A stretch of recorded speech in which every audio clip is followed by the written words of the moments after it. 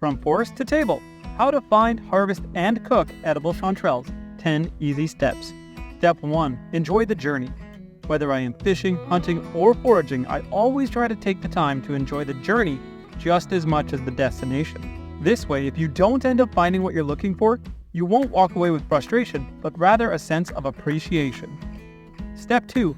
Look for mature hardwood forests. We are talking leafy trees. I've heard of chanterelles in pine forests, but I've only ever found them among birch, poplar, maple, oak, or willow trees. They like the cool cover provided by the overhead leaves as well as the damp environment of the leafy forest floor. They grow mid-season, July to September, and there are over 50 variations of chanterelles.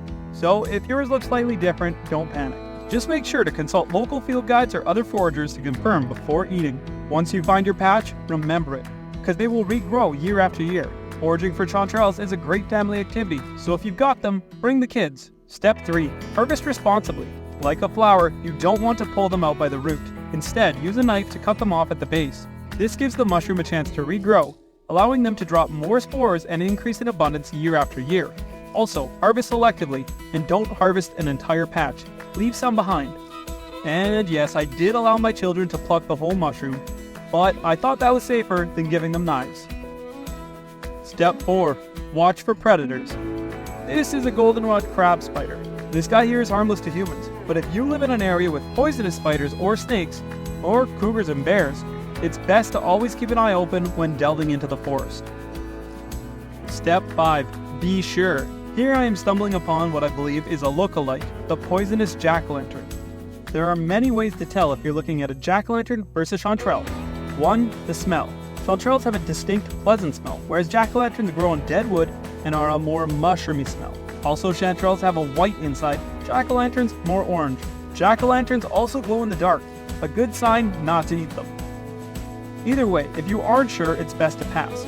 Take pictures or a sample, and compare to online resources or to your other foraging friends. Step 6. Watch for other edibles. What I try to do is I learn one new forest edible each year. This way I can learn it with confidence, and remember step 5, I can be sure. Here is a scaber bully, and I also found some dwarf raspberries while hunting for chanterelles. Safe to eat. You should always rinse them first.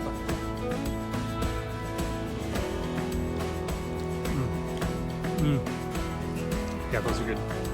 Step 7. Wash your mushrooms. Some people say not to wash wild mushrooms to preserve flavor, but I am in favor of washing them off to remove slug slime and any toxic spores that might have blown my way, not to mention all the dirt and leaves. Step 8. Preparation.